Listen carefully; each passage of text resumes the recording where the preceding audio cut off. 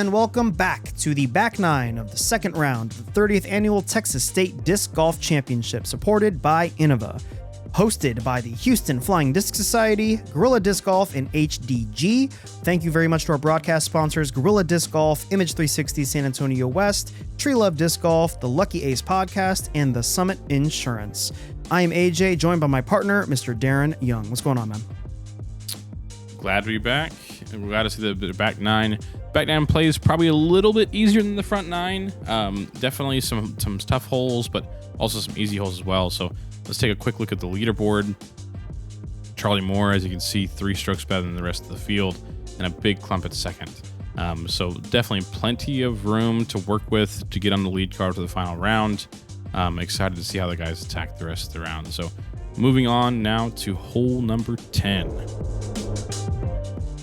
Hole number 10 is a 464-foot par 4.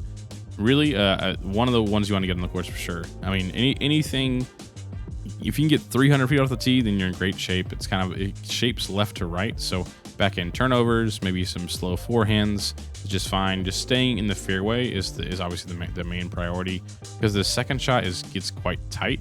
So if you can get some more distance off the tee and make the second shot a lot easier, then you're in great shape for birdie. So this is kind of one of the gaps you can attack, but really, wherever you land, you just kind of take the gap you have and then get up and down. Yeah, lots of very deep protected here towards the basket. Oh, look at that little squirrel. Running, we always love when we include nature in our little drone flyover. Second easiest hole in the course, so definitely one I'm looking to get.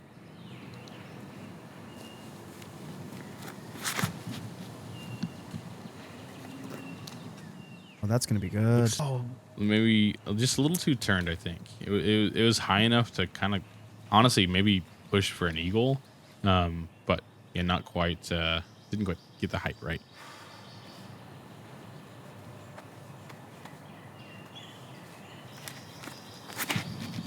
Mason going for the same thing, goes a bit wider. I think that's gonna reward him, because look at that. Oh yeah. That's that.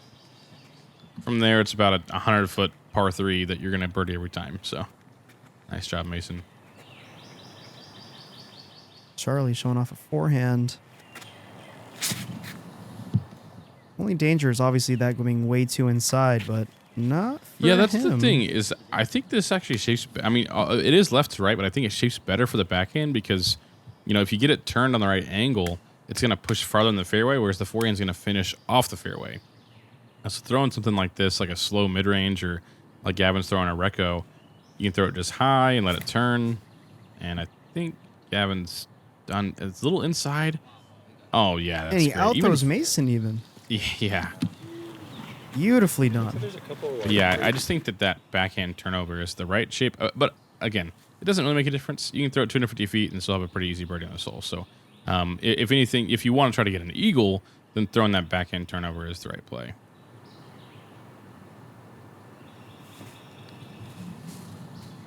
Great. Oh, I jinxed it. I said that shape looked wonderful. I was like very impressed by the recovery. He's still got to look, though. But yeah, you did nice him, though. I did. Is Charlie a big forehand guy? Yeah, definitely. He's I mean, he definitely can throw either shot, but I know he's really, like, if I remember correctly, I don't want to speak. I think that he may have been primarily a forehand player at one time, but I could be totally wrong about that. He's nice, gentle, very precise. I like when Mason throws, his whole body goes into it. Like he's like guiding the disc, like the energy of the disc.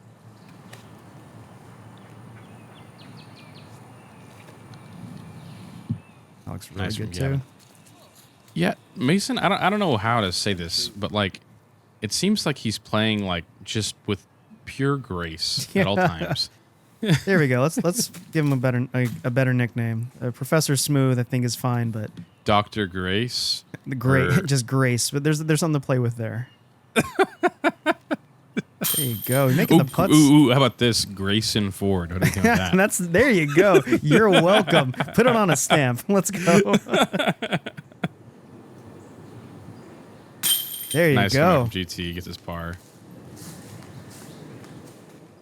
Definitely not the result you wanted on this hole, but nice comeback regardless.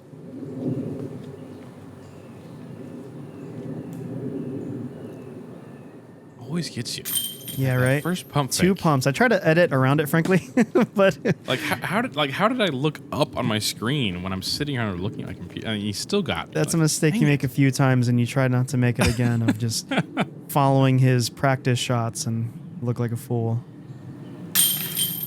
Nice putt too. I like the way his putts. Like it's real like nose down, shockingly for a putt, and he Absolutely. dunks it in. Very nice looking. Another fairly short par 4, but one that they are definitely glad. Like it's one that can be eagled, but one that can be double bogeyed very easily. This gap that we're flying through right here looks a lot bigger on the camera than it really is, and left or right is in really bad shape. It's so easy to hit early, and then if you hit early, you're in really bad shape. But if you throw a shot that gets to the gap, probably most of the time you're going to have like a long look at eagle. Even people like wiener armors like me can actually get e-looks in this hole, so the big guys throwing mid-ranges or fairways and getting them often. But it just matters. It's all about hitting the gap. If you hit the gap, you're getting eagle looks. If not, then you might be getting a bogey or worse. Yeah, this angle's kind of telling you how narrow it is. Oh, it's so early. Ooh, yeah. Yeah, Ooh, really that's kind of early. worst case scenario there. Who knows? Like, who knows where that is and how long it's going to take him to get out.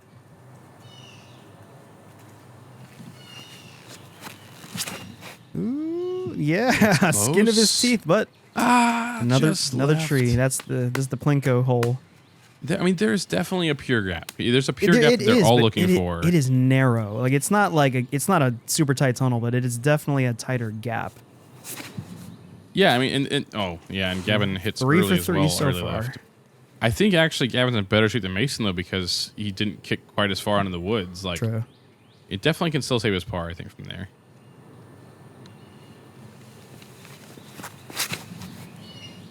This looks Get all the way turned a through. bit. Let's just see a full flight. Wow. Okay, that's fine. He'll have like 60 or so feet. Yeah, for and the eagle. way that basket is off that little edge there is actually going to work at his benefit. Yeah, he'll definitely be Well- able to, at the very least, get inside. Yeah, free run at the basket for sure. It's like in a little bowl, Mm-hmm. and so you can definitely take some shots from distance. I thought he was actually kicked in way more than that, but good for him. Yeah, he somehow stayed in the fairway. This could be threatening the basket. Oh, it's late. I don't even know what he hit. That was looking really nice. And let's Mason looking high. Who knows? They were here for a he's in minute. jail. Yeah, they were here for a minute trying to run all. You can see the floating numbers by their heads. They're running every simulation to figure out the optimal throw. That looks great. He's centered now, It's yeah. centered. Wow, what a shot. And that is the difference between the pros and us, is because that would have added 3 strokes to my. You'd still be looking, dude. Exactly, and that's just like I said. They were there for a second, just him and his caddy Val, just figuring out what is the best tiny little gap between ranches to get back to the fairway. Charlie also really not in great shape here. When he's scrambling, look at that aggressive roll. Wow. He's got a birdie look now. It's just so dumb. Good on him. That's why these dudes are playing a different sport. Yeah. Congrats to the lead card at the MPO field. Yeah, Gavin. This is a free run for sure. Oh, not what he wanted. Really release. But I want to see GT make this one. That looks good. Little Felt bad low out of left, his. looks like. Felt bad out of his hand. He was saying. Charlie can make birdie after hitting like the second tree. Little low.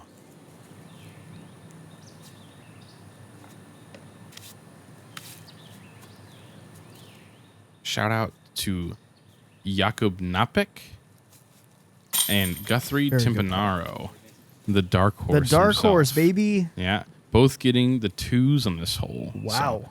So, yeah, I pretty would sick. have loved to seen that in their tee 2 shots. just eagles hearing and this. then 24 birdies in this hole. So it being a par 4 definitely lends itself to seeing a bit lower scoring average, but averaging is a 3.75. So it's a par 4. If it was a par 3, it'd be a really, really hard par 3. So kind of makes up for that previous hole with the par 5. Yeah, But shout out to Charlie and Mason par saving that one. Huge par saves, absolutely. And now on to one of the easiest holes in the course, hole 12, 232 feet. Really just a stock hyzer with, honestly, any putter or zone or Toro type disc. Just throw it straight, let the disc do the work, and probably get a birdie putt most of the time. Where does this one rank in terms of difficulty? I feel like this one is almost making up for that previous one. You will not guess. It's like it's harder than average. Are you serious? Yeah. I guess this exit gap is I guess entry I should say is pretty tight, but it's a little tight. It looks so. I mean, I say looks. It looks pretty straightforward. Like that. Look at that. Yeah. This is hole number 8 in terms of difficulty. So right in the middle of the pack. And what is that? I can't believe mind-boggling. The holes are easier than this one. It's I say that, and I know when I play this course, I hit that first tree on the right. So I guess that's way it goes. Look at these guys just making that tree got a piece of it. Yeah, I feel like this is like Mason and Gavin's bread and butter. Just they know their shapes and basically this is interesting. Them all I to end up saw like GT. Charlie lining this forehand up, and I cannot. I think he's just looking to throw it not quite into the stuff, but just in the direction of the stuff and just let it kind of slow it down. Mm-hmm. Again, Charlie lives like 10 minutes from this course. Yeah. So he probably knows this course better than anybody. So to see him throw forehand there just makes you think he knows something that we don't. Yeah, maybe I thought he'd like throw it on a bit of power and get it to turn over, but no. And wonderful. Look at that. Nice little rollback for Gavin. Yeah. He'll have an easy birdie. The tree helped cut some of that momentum. Wonderful tee shot. Feels like Mason is good for one of these around. Let's see if we can dunk this one. Yeah, you can always count on Mason for a highlight putt. That's the low light putt, I think. Yeah. It's crazy that these guys can, the second the disc leaves their hand, they already see the flight of it and they can tell you exactly what's going to happen. I don't know if the disc left his fingertips when he knew he was going to hit that tree. Yeah, a bit high. Really unable to convert. Also, he was kind of in that stuff. Not an easy putt. There you go. Really Good putt. having to stretch. Good birdie. On apparently a GT. difficult hole. I never would have thought. But all of a sudden, GT's one stroke back from the leader. Well, real slippery. But yeah, this hole or this course will do it to you. I forgot what Charlie's lead was initially, but Came into the round with a 3-stroke lead. Yeah, that's not over much Gavin, here. and GT has closed it.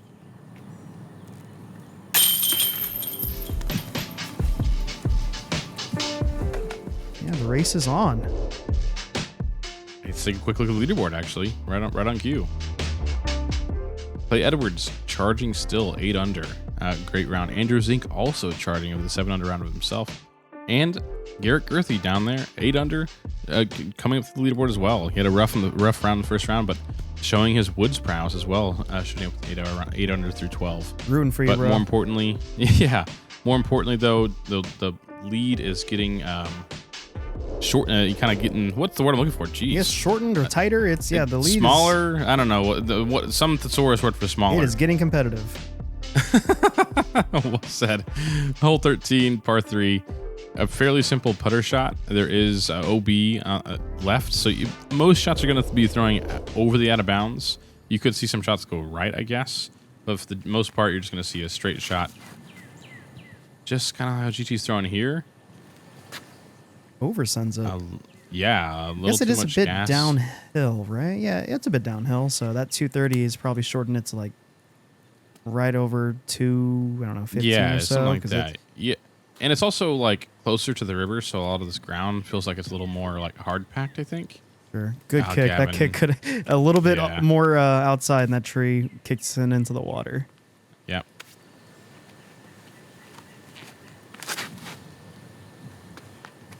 But yeah, this really is just like any straight putter shot you have, like, and just let the disc slow down and get your birdie. But let's see where this one ranks. Another 4. About the same, like 10th hardest hole. So 8th easiest hole, I guess.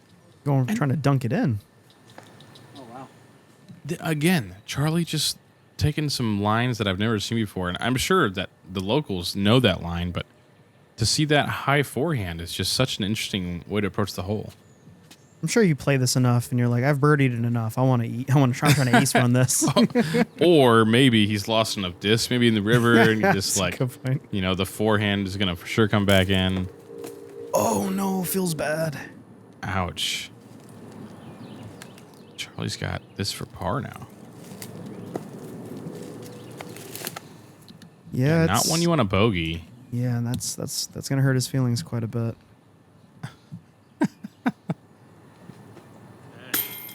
That was a run. Look at him. Got it high enough, but a little left. Mason from a similar distance, maybe 10 feet shorter. There's the putt. There you go. Right on the stripe. Coaching himself up there.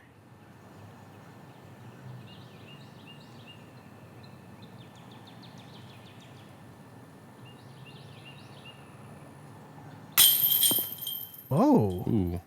First miscue we've seen from Gavin on the putting green. Ooh, and even that one was a little low left. That one. Oh, and yeah, I take it back. That was for par. I was thinking that was his birdie putt. I forgot about that early tree kick that he had. So Gavin and Charlie taking bogeys in the hole. And GT able to secure his par, so nearly 3 bogeys in the hole. And I guess that explains why it coming in as one of the, middle of the package of difficulty. But Mason able to get the birdie, and all of a sudden we are tied at the top. GT and Charlie at 13 under. What a swing. Mason right behind at 12. Moving on to hole 14. This hole is kind of just a slow bender to the right with a really, really cool green. So it's similar to hole 6 from earlier. You're going to throw a similar disc and just look to let it bend to the right. And then right here is kind of the challenge of the hole is you see this big drop off. So if you land short of it, you're probably going to go into the ditch. If you hit the hill, you're probably going into the ditch. And if you hit past it, then you're probably going past it into the woods. So it's really tough to park this hole. If you hit the hill with some speed, you might skip up and be close, but really just turn the corner and see what happens. This didn't quite get turned. But I think he kicked out right, so he should be able to get his par, no problem. I say it was Mason throwing his Kamehameha Bobcat. I think so, yeah. And that's great shape from GT. A little more T-box. Yeah, that was... Yeah, I think he's going to be right on the side of the hill, so he'll have like 35 feet. Yeah, and this tee box GT was mentioning is interesting because it's... I don't know how to describe this. It's an island tee box, so you step up onto this small little tee pad, which is going to hurt a lot of these guys who like those big run-ups. Yeah, yeah. I mean, and that's the thing, that when you have this like really dense wooded course, it's sometimes you just work with the land you got. Yeah, true. And in this case, it's just there's not a whole lot more land to put a tee box on without building up more dirt. Charlie, hits like, that last tree there. Yeah. Looked to be on a good angle.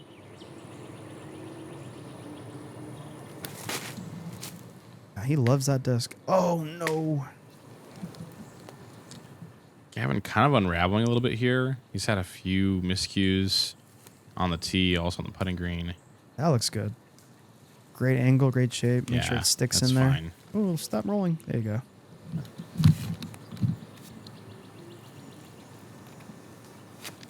That was actually a really good shot from Mason. Got a really clear look. Yep.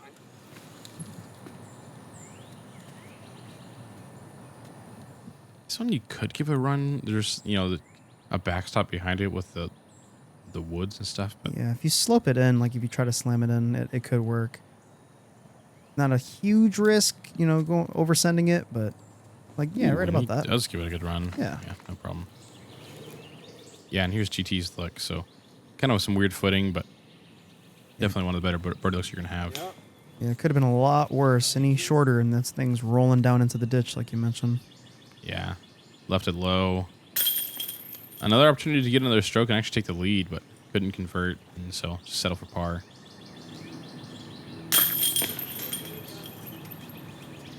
Charlie has such an interesting putting style for my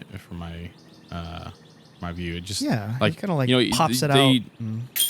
Well, he definitely is like what they call like a pitch putter, but he's like to me is like the definition of a pitch putter because it just seems like he's just tossing it out like a cornhole bag or like a horseshoe. That's great. Like, it's like a cornhole toss is very accurate. Yeah, and it just but he still comes up with so much spin, and so I just find it so interesting. And moving to hole 15, this is one of the toughest holes on the course for sure. Starts off here maybe 100 feet and then bends to the left almost immediately, and then goes for another 300 feet or so. So like to get to the green here, it's like forehand roller or really overstable backhand flex shot or maybe an understable hyzer flip shot. It's just so hard to get any putts in this hole. And so this kind of plays like a pseudo par 4 where any twos are basically eagles, but this is one that they probably aren't looking to get too often, but happy when they do. Yeah, and you mentioned there's, as the viewer probably saw, there's a big ditch right behind the basket. So you gotta be touchy on your approach here, not to oversend. If you're lucky enough to get through those bunch of trees right there, don't oversend it past the basket. Yeah, and like you saw Mason there, like I think what he's trying to do is try to be as close to the left side as possible with hyzer and let the disc kind of flip up a little bit and then just keep pushing to the left. It's just so specific. And frankly, like, again, getting GT a similar idea. Swung a little wide, I think. But you saw how close he was to the left side, and he's still pushing the right to that fairway. So it's just so hard to get it on that right angle. Easy goes real high. Looks like it seemed like Charlie was Charlie going high there. Charlie. Yeah, that's again Charlie showing us maybe the local routes. Like just throw it high and let the disc work back for you. Interesting. Yeah, maybe hoping that it'll skip past that big, because I mean those trees really are bunched up pretty close. So you got to try. Yeah. There's a bit of luck involved in that part. You see here, it's not a super wide gap either way. Yeah, maybe that's the play. And looking back, there is some high gaps up there, and so maybe that's the birdie. The only way you can get birdie here is just throw some high hyzer and hope that it gets through all the mess up high. Nice gentle. That's great. Yeah, great touch.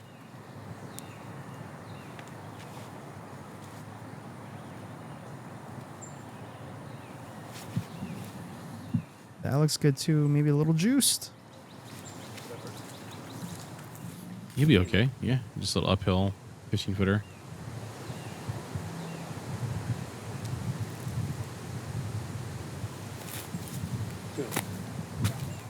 Just trying to run it. Yeah, definitely gave it some gas. He's going to have 30 feet or so to save his par now. Gavin just tapping out. You see the wind starting to rip. Yeah, his putt is interesting, but he's pretty clean with it inside, or once he's inside. Yeah. It's consistent. I think that's the thing about Charlie's putt. It's a consistent release and a consistent motion. It's kind of like a pendulum, right? Mm-hmm. And so I think that he I doubt he has many misses that are off left or right, and probably just misses high and low. And I think that's like a nice position to be in. For sure. There you go. Ooh, Mason a little high, but sticks it. It's kind of a weird angle down there, though, so it's probably the right move. Because that basket, it looks like the railing part of the basket is pretty high. Yeah, for sure. So you don't have a lot of chains to look at.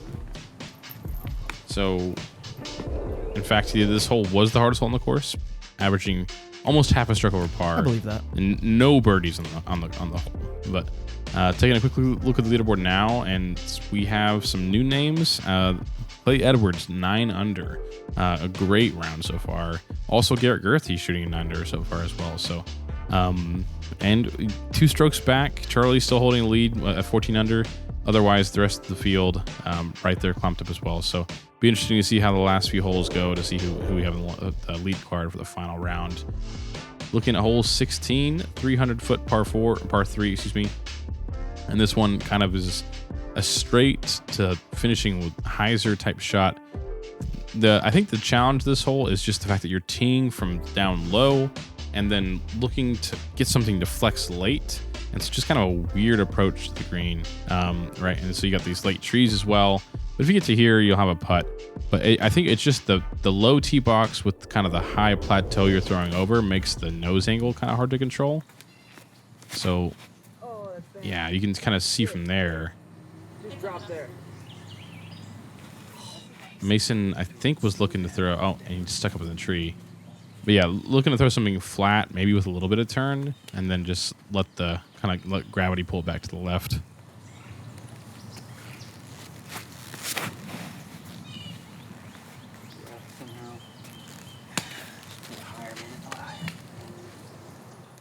Interesting hole for sure. Charlie will be 40 feet or so. This is one you'd walk up to and like you could be afraid of just throwing it directly into the ground in front of you because it's a much bigger kind of rise up than it looks like on the camera. Just look where it's like. Where's the fairway on that? It's like the second you come over the hill, there's just so many different things you can possibly land in. Absolutely.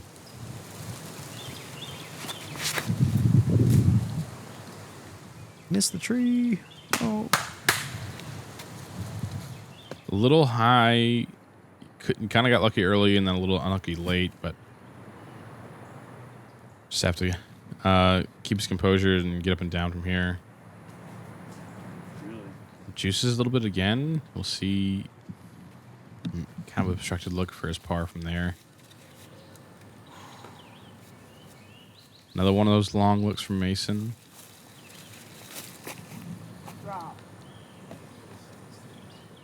At this point, given what we just saw from the leaderboard, Mason, Charlie, GT kind of all have to play. I mean, not necessarily so Charlie, but at least GT and Mason kind of have to fight to get a spot on the lead card for the last round, it seems. Yeah, this, like I said, this Texas Army trail, you can get your number quick. And those bad tree kicks and stuff. It just requires a different skill set, right? You're just starts compiling quick. Your ability, like it's so unlikely that you're going to have 18 good shots where you're putting on every basket. Yeah, great comebacker. But you're gonna have to scramble, right? Whereas on Brock Gold, you're not scrambling necessarily in the wood. You might be scrambling like because you went out of bounds, but like that's totally different than scrambling on this course. Very true. And it just requires a whole different skill set. You're going to at some point in time be in the woods and have to recover some shots, and so it just requires a different skill set. So I think that might be why Charlie's still in the lead, is because his scrambling skills seem to be really well suited for this course. Absolutely, yeah, and he hasn't really been in a ton of trouble either. He's been able to stay mostly in the fairway, but when he has gotten off, then he's been able to recover pretty well. So no harm, no foul, all pars from our card. Moving on to hole 17, which is another par 5, and this one's super interesting. It's a big horseshoe. So right here on the right, there's mandatory, so you do have to actually follow the shape of the fairway. Otherwise, from there, you can kind of take any angle you want to. So the first shot you're going to see people throw to right around here, and then anything past this is in great shape. If you get down to maybe here-ish, you could see some shots that maybe go for the green, but around here is a 380-foot shot, so it would be very difficult to get much farther than this.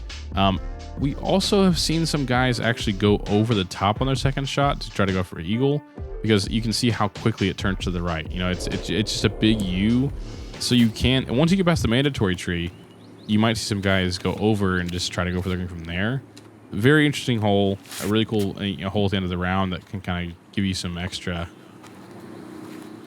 Yeah, that Mason's in great shape. Mason will be just fine to either attack the green or stay in the fairway. But yeah, it's just cool to see a hole like this at the end of the round that gives you a nice risk reward decision. Charlie pushes a little too far. Yeah. Basically, it's just like some kind of overstable fairway, or maybe in this case, looks like, I think this is a berg from Gavin. And I like the idea just because he's not going to risk like skipping and rolling and going down into the woods. GT going Firebird here. Good, great angle. Nice big skip. See if he can roll a little bit. Yeah, he'd be okay. He'd be okay. Yeah. First play of a See, lot. he's right on top of it. Ew, real. Right on top of an anthill. Give me Oh, here you go. EBGBs. Yeah, Mason is going for this high shot.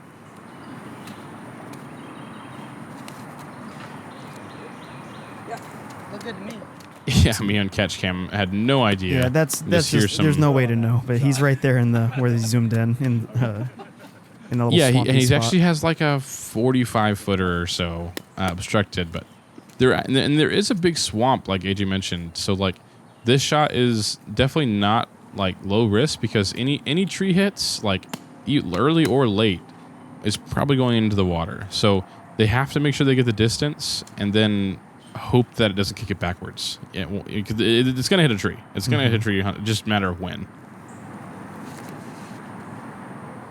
Almost identical to Mason's. Yeah, I don't know if you heard during the part, the card was laughing because Gavin, shout out to my dude, was I straight up asked Mason, "What did you throw on that?" And he just copied. He's like, "I'm gonna throw the same exact shot because that's probably a good decision making from if Mason's throwing it." So Okay, yeah, so GT clearly going over too. I mentioned you might see it, and clearly this is just the play. There you go. GT. Really, I really have no. Yeah, the Yeah, card that's has no good. clue. So we're gonna have 3 looks for eagle there. Nice. Charlie And back Charlie there. and You know, some absolute little bunny bro. jail. Yeah. Look at that. Taking the more, I mean, I would say the more traditional route, but at this point in time, like I guess Charlie's taking the route less traveled. He can still birdie this. Like it's Absolutely, yeah. Just get up and down from here. But see, like if you throw the normal route and get to here, it's like 400 feet and still a very hard shot. that's Like, a break. it's not. I mean, that gap was decent size, but like, imagine throwing a 400-foot shot through the woods and then still having like that weird tunnel gap shot. But here's Mason's look for eagle. Like I said, from like 45 or so. Yeah, not an easy hole. Not one easy hole to birdie. That tee shot is very touchy and demanding. That you have to get it to move. It has to finish really strong, but forward still, which is not in my toolbox. So, not an easy one. I think it's not an easy hole to eagle. I do think it's an easy hole to birdie, though. I mean, and at least for the field, one that, I mean, 53% of the field getting birdie on it. Well then, I guess I'm not an so- proper MPO player. Well, we've already established that. Yeah. GT, but he'll be fine tapping in his birdie. Talked over Gavin's attempts there. That was actually really good from Gavin back from the position him and Mason were at. Yeah, yeah. But yeah, good birdie from GT. So yeah, we 3 eagles. We had Chris Macias, Brian Rodriguez, and Clay Edwards, the guy we've been talking about. So he was able to get the eagle and probably was reflecting the scorecard. Maybe probably in the lead at this point. Charlie only unable to get even a birdie. So definitely, I would expect Clay is probably at least 1 or 2 strokes ahead at this point. Finishing off hole 18 with a nice shot over the river. There isn't a gap on the right. Most guys are going to throw turnover backhands or maybe some forehands. But yeah, you can see the flags there. So you got to get back in bounds. Otherwise, you're re-teeing essentially. But yeah, this is a nice finishing hole. Fairly simple. Most guys throwing. This is the one they want to get. But you know, throwing some turnover or zone type disc. Yeah, for these guys, this is no problem, no issue. That river might as well just be dirt. Most of them aren't going to have to worry about it at all. That one little tree in the screen can come into play sometimes, but they're probably not, like I just said, they're probably not even looking at it. It's just a stock hyzer with whatever forehand or whatever backing it is they have. So.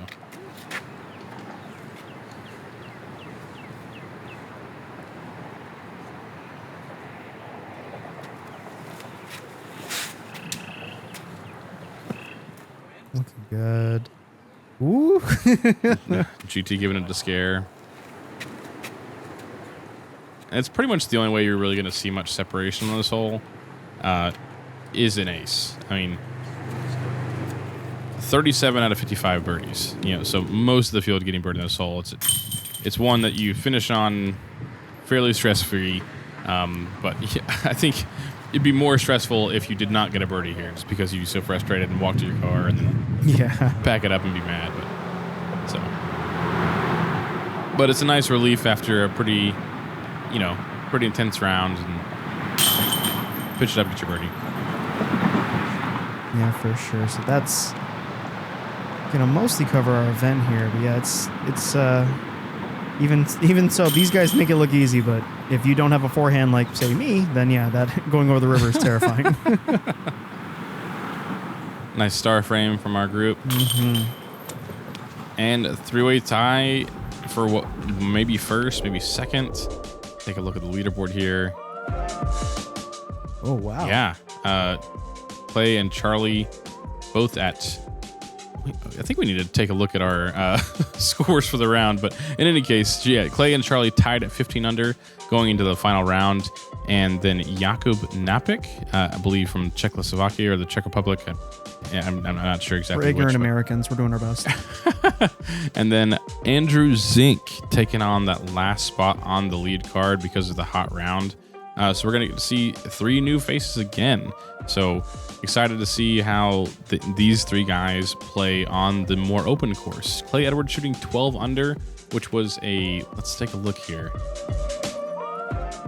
1056 rated round. Holy cow. Yeah, a really solid event, a really solid round to get him back in position to try to take down the state tier. Yes, that's, going to lead us to our lead card for the final round at the 30th Annual Texas State Disc Golf Championship. Once again, I want to thank our sponsors, Gorilla Disc Golf, Image 360, San Antonio West, Tree Love Disc Golf, the Lucky Ace Podcast, and the Summit Insurance. Join us for round 3 that'll be dropping soon. And thank you guys very much for checking us out. If you want to support us, all we ask is that you give us a like, subscribe, follow us on all the social media stuff like Instagram and Facebook. If you'd like to be a broadcast sponsor, you can hit us up in our link tree or email, production.player4@gmail.com. And we'll see you guys for the final round.